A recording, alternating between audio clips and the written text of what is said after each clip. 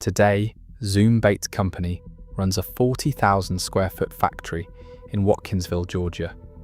It employs over 100 people. It produces lures in over 400 colors. It is the most dominant soft plastic lure company in bass fishing history. In 1977, it was a barn with sawdust floors. The man who built it spent his days fixing jukeboxes and pinball machines for a living. How did he build this? The world bass fishing was living in. Bass fishing in America was changing fast. In 1967, a man named Ray Scott organized the first professional bass fishing tournament on Beaver Lake in Arkansas. Before that tournament, bass fishing had no organized competition, no prize money, and no professional circuit. It was something people did on weekends for food or fun. Scott changed that. He built the Bass Anglers Sportsman Society, known as BASS, in 1968. Within a decade, bass fishing had a national tournament trail, a magazine called Bassmaster, and thousands of serious anglers chasing prize money across the country. Those anglers needed gear. Specifically, they needed lures. In the late 1960s and early 1970s, soft plastic worms already existed. A man named Nick Cream had invented the first commercially produced plastic worm back in 1949. Other manufacturers followed. By the time tournament fishing took off, anglers had options on the shelf. But options are not the same as the right option. Tournament anglers are not casual fishermen. They study fish behavior. They obsess over the exact shape, size, action, and color of every bait in their box. If a worm does not move correctly in the water, they throw it away. If a color does not produce on a specific lake in a specific season, it stays in the bag. These anglers needed lures built with precision, and in the late 1970s, the market was not keeping up. The man who decided to fix it, William Edward Chambers Sr., was born on November 18, 1939, in Georgia.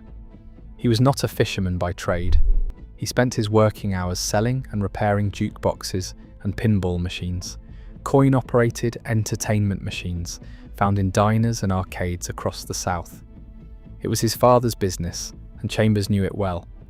But outside of work, Chambers fished. He was a member of the Athens Bassmasters, a local bass fishing club in Athens, Georgia.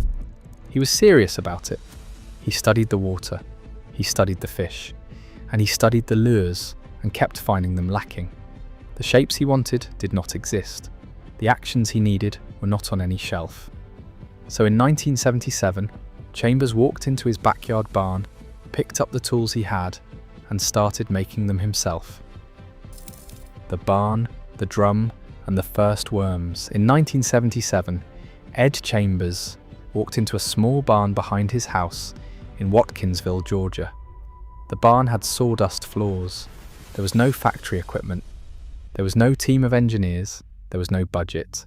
There was just Chambers, a man who repaired jukeboxes for a living, who had decided that if the fishing industry would not make the worms he needed, he would make them himself. The process he used was about as simple as it gets. Soft plastic lures are made from a material called plastisol. Plastisol is a liquid plastic that gets heated, poured into a mold, and cooled into a solid shape. To mix the plastic evenly, you need to stir it, and stir it well. Chambers did not have an industrial mixing machine. He used what he had. He dropped a trolling motor, a small electric motor designed to slowly move a fishing boat, into a 55-gallon drum filled with plastisol. The motor spun. The plastic mixed. The worms got made. Those early worms caught fish. Word spread through the Athens Bassmasters Club. Other anglers started asking for them. Chambers started selling them. The name comes from a nickname. By 1980, demand had grown beyond what Chambers could manage alone. That year, he connected with 3 individuals in Atlanta, Georgia, who were already producing soft plastic worms under the name Zoom. They needed machinery. Chambers had it. He supplied the equipment to run their molds and helped produce the worms, which were then shipped back to Atlanta for sale. The name Zoom itself had a simple origin. The man who made the original molds had the last name Zimmerman. Everyone around the operation called him Zoom. After the first batch of worms came out of the molds, someone asked who had made them. The answer was, those are those worms from Zoom. The name stuck not because anyone planned it, but because no one saw a reason to change it. In 1981, the three original Atlanta owners had a falling out. The business fractured. Chambers stepped in and bought the company outright. He renamed it Zoom Bait Company. He moved the entire operation back to Watkinsville, Georgia. He was now fully in charge and fully responsible for what came next. The tinkerer gets to work. Chambers' son Eddie later described his father using one word, tinkerer. That word explains everything about how Zoom's product line developed. Chambers did not sit in an office reading market research. He fished. He tested baits on real water against real fish. He watched how a lure moved through the water column, how a bass reacted to it, whether the fish held on after the strike or spit it out immediately. If something was wrong, he went back to the barn and fixed it. Then he went fishing again. Every bait Zoom produced came out of that cycle: test, adjust, test again. The result was a product line that grew into one of the most respected collections of soft plastic lures ever assembled. Zoom eventually carried over 70 individual products in more than 400 distinct color patterns. But three innovations stand above everything else. The Fluke, one bait that created an entire category. Before the Fluke existed, soft plastic fishing lures were predominantly worms. Long, cylindrical, simple. They caught bass, but they imitated only one type of prey: worms on the bottom. Bass do not only eat worms, they eat shad, they eat bream, they eat small minnows that dart and glide through the water in short, erratic bursts. Tournament anglers in the 1980s had very few soft plastic options that imitated that kind of baitfish movement. Hard plastic jerkbaits existed, but they were expensive and not as versatile. Chambers saw the gap. He built a bait to fill it. The Fluke was a soft plastic minnow imitation. It had thin, flat sides and a forked tail. When pulled through the water with short, sharp rod movements, it darted sideways and then glided, mimicking the exact motion of a wounded baitfish. Bass hit it hard. Chambers then pushed the design further. He added an exaggerated belly section to increase the bait's side-to-side roll in the water. That version became the Super Fluke. He pushed it further still, adding a boot-shaped tail that produced a kicking, swimming action on a straight retrieve. That version became the Swimmin' Super Fluke. Every soft plastic jerkbait on the market today traces its lineage back to those three designs. The Fluke did not just succeed as a product, it created an entirely new category of soft plastic lure that every manufacturer in the industry eventually had to build their own version of. The Brush Hog, the creature bait that started another category. By the late 1980s and early 1990s, bass fishing tactics were evolving rapidly. Anglers were fishing heavily pressured lakes, where bass had seen every standard worm presentation hundreds of times. They needed something different, something that looked like nothing the fish had seen, but still triggered a strike. Chambers built the Brush Hog. The Brush Hog had a rounded front body section that ended in two wide paddle-style swimming tails at the rear. Along the body, two flat side appendages flapped and pulsed as the bait fell through the water. Two smaller curly legs sat near the head of the bait. Every part of it moved independently. When a Brush Hog fell toward the bottom on a slack line, it looked alive, like a crawfish, a lizard, or some combination of both. Bass could not ignore it. The Brush Hog became the foundation of what the industry now calls the creature bait category. It has been copied by virtually every soft plastic manufacturer in the world. Today, Zoom still describes it as the creature bait that started it all. The colours, three accidents that the industry still uses today. Building the right shape was only half the problem. Colour matters just as much. Base respond to colour differently, depending on water clarity, time of year, depth and light conditions. Getting colour wrong means getting fewer bites. Chambers understood this better than almost anyone in the industry. He is credited with developing 3 of the most widely used soft plastic colours in bass fishing history: pumpkin, pumpkin seed and green pumpkin. Pumpkin seed was born from a mistake. Zoom was producing a grub for California retailers in a 3-pigment blend called California pumpkin seed. A supplier sent the wrong pigment. The batch came out wrong. California retailers sent the inventory back to Watkinsville. Chambers looked at what had come back. The colour was not what they had ordered, but it caught his eye. He studied it. He kept it. Pumpkin seed became a standard colour in the soft plastic industry. Green pumpkin arrived the same way. Around the late 1980s, Zoom was running a batch of watermelon-coloured lures through its injection moulds. Before the run was finished, the production line had to switch over to pumpkin for the next batch. The residual watermelon pigment, still in the machine, blended with the incoming pumpkin pigment. The colour that came out was something new, something no one had planned. Chambers looked at it. He recognised it immediately as something worth keeping. That colour became green pumpkin. Today, the majority of soft plastic lures produced by Zoom, and by most other soft plastic manufacturers in the world, are some variation of green pumpkin. It is, by any measure, the most dominant colour in bass fishing. The products were extraordinary, but the company building them was still running out of a barn in a small Georgia town, and it was about to face a very different kind of challenge. A company is only as strong as the people running it. By 1988, Zoom Baits Company had outgrown the barn.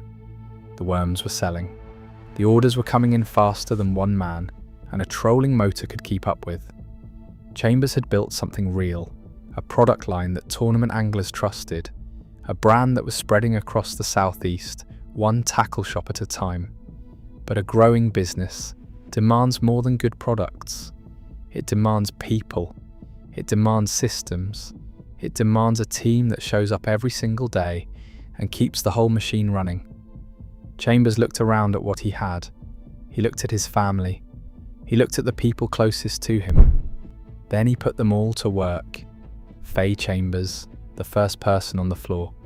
Before there was a factory, there was a living room. Faye Chambers was Ed's wife.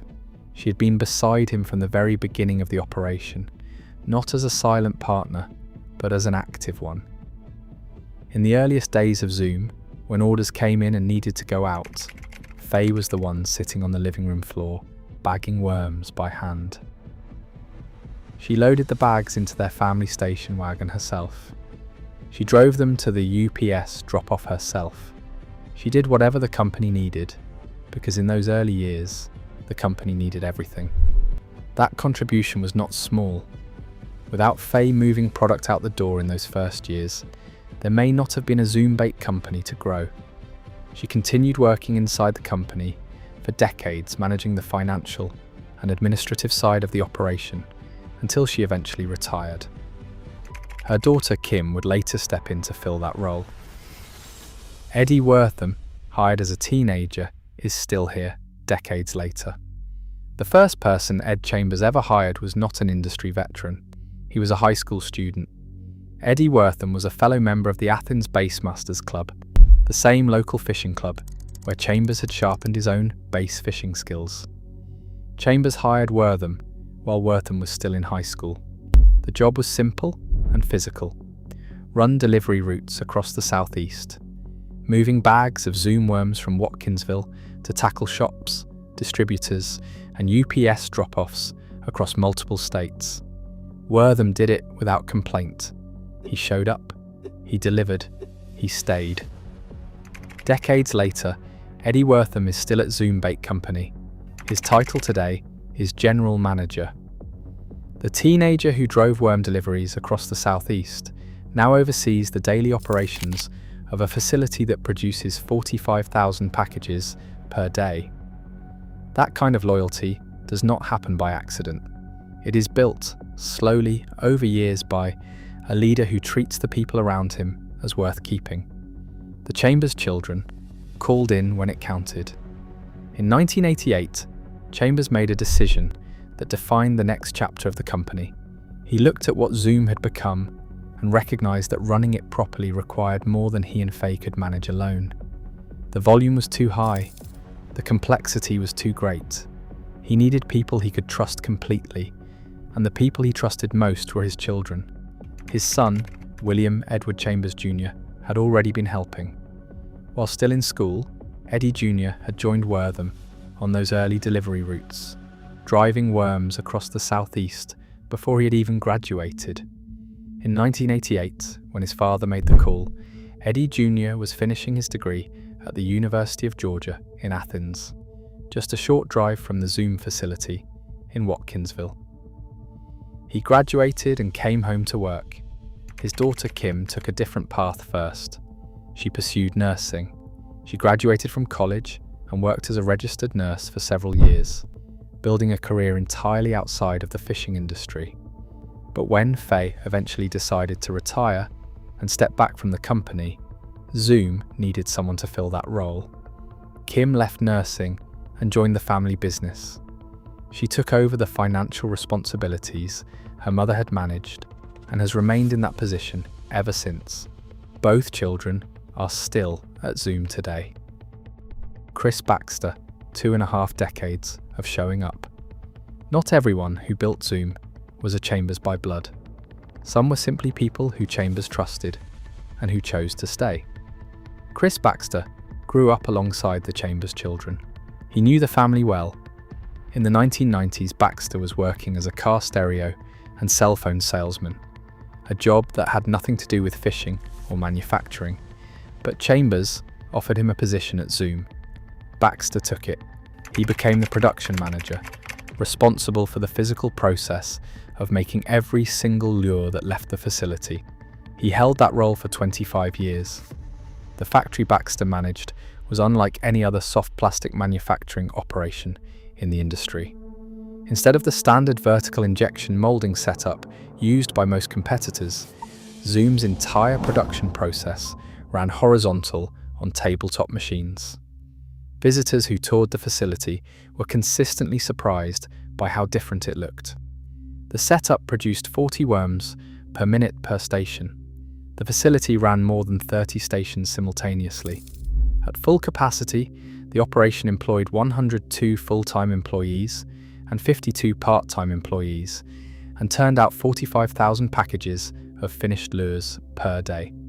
Baxter ran that operation every day for 25 years. Chambers, the man who helped everyone and took credit for nothing. Ed Chambers spent his career making things better, and not only for Zoom.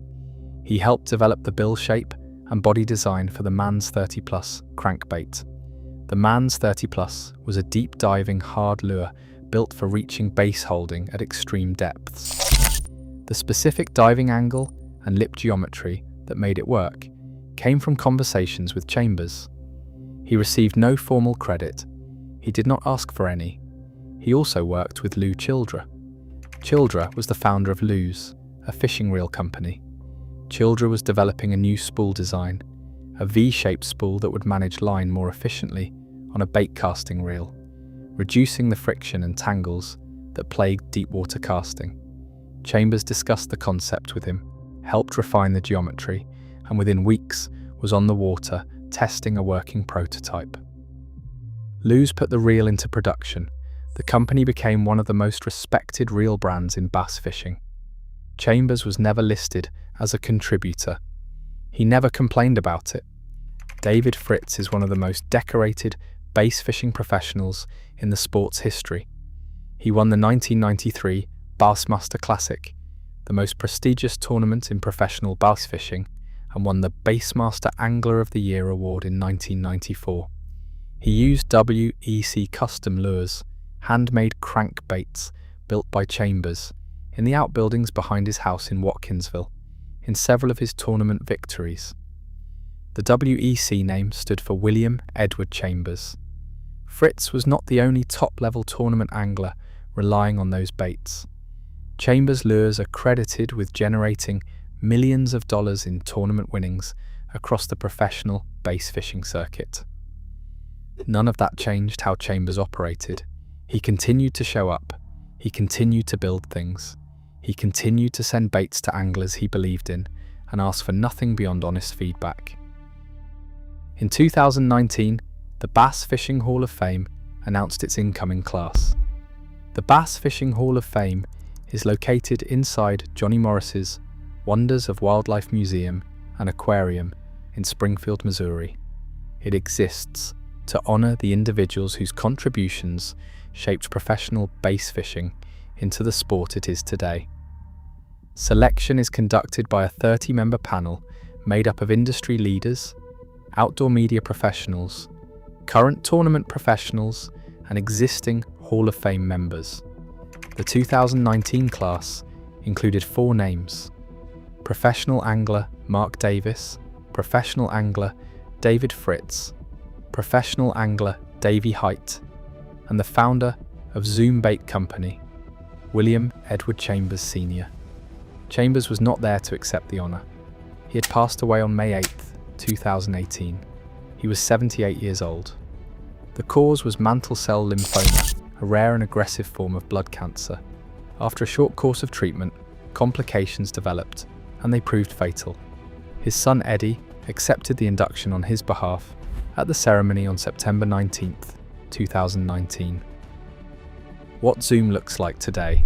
The company Chambers built from a 55-gallon drum and a trolling motor is still standing. Zoom Bait Company remains headquartered in Watkinsville, Georgia, the same small northeastern Georgia town where Chambers first mixed plastisol in a barn with sawdust floors. The facility today covers 40,000 square feet. It employs over 100 full-time workers.